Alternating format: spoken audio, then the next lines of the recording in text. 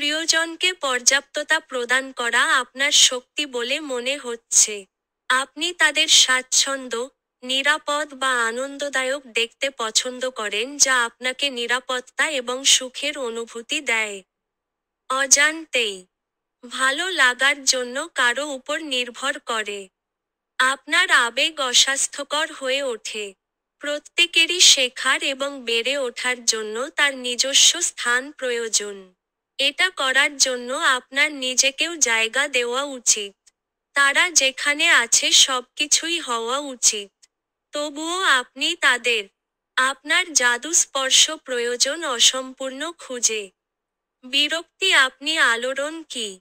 এই পরিবেশে পরিপক্কভাবে বেড়ে ওঠা কারো পক্ষেই কঠিন। আপনার নিজের উপর কি ব্যক্তিগত বিকাশ স্থাপন করতে হবে তা আপনার অন্তর্দৃষ্টিপূর্ণভাবে বিবেচনা করা উচিত। তারপর এই উদাহরণ দ্বারা নেতৃত্ব, বাছাই এবং বাছাই। কিছুই আপনার মুখে ভালো স্বাদ। একটি ভিন্ন দৃষ্টিভঙ্গি থাকার জন্য আপনাকে অবশ্যই এমন কিছু দিতে হবে যা আপনি অপছন্দ করেন। পুরানো প্যাটার্নে আটকে থাকা স্ব-উন্নতির জন্য ভালো নয়।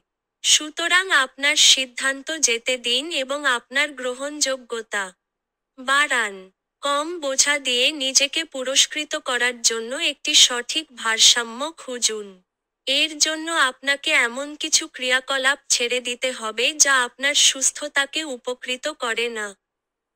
যেমন নেতিবাচক অনুভূতি সহ। তদুপরি, নিজেকে আপনার প্রাপ্য দয়া দেওয়ার জন্য, আপনার অপ্রীতিকর অনুভূতি যেমন উদ্বেগ, তাড়াহুড়ো এবং ভয় থেকে মুক্তি দিতে আপনি কি করতে পারেন? আপনার ধারণা বিশ্বের খুশি করা খুব কঠিন। এটা রাখা প্রিয়জনের জন্য একটি সংগ্রাম। আপনি অন্যদের উপর নিজেকে আরোপ কিভাবে সহজ। আপনার মধ্যে একটি অন্ধকার দিক আছে যা আপনি মোকাবেলা করেননি। এর লহরী প্রভাব বুঝতে আপনাকে অবশ্যই পৃষ্ঠের নিচে তাকাতে হবে। একটি তিক্ত ঘটনা সামনে আসতে চায়। আপনি এটিকে উপেক্ষা করবেন না কারণ আপনি যেভাবে কাজ করেন তা আপনার নিরাময় না হওয়া ক্ষতের সাথে সংযুক্ত। আপনি যখন এই কষ্ট স্বীকার করেন, আপনি একটি ইতিবাচক উপায়ে পরিবর্তন করতে পারেন। যখন একটি পরিস্থিতি আপনার জন্য সংবেদনশীল হয়ে ওঠে, তখন আপনি আপনার অভ্যন্তরীণ সমস্যাটি স্বীকার করার জন্য গভীরে যাওয়ার পরিবর্তে মুহূর্তটিকে হিমায়িত করার প্রবণতা রাখেন। আপনি কাকে মনে করেন তার আখ্যান নিয়ন্ত্রণ করতে পারবেন না। এমন কিছু, বা অনেক, আছে যা আপনি নিজের সম্পর্কে জানেন না। নির্দিষ্ট সম্পর্কের জন্য আপনার সুরক্ষার দায়িত্ববোধের কারণে কে সঠিক বা ভুল তার উপর জোর দেওয়া হয়। এই অবস্থায় প্রেম সম্পর্কের মধ্যে অন্ধকার সৃষ্টি করে।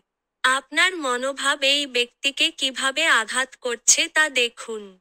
ইতিবাচকতা বৃদ্ধির জন্য ব্যক্তিগত জায়গায় সম্মান প্রয়োজন।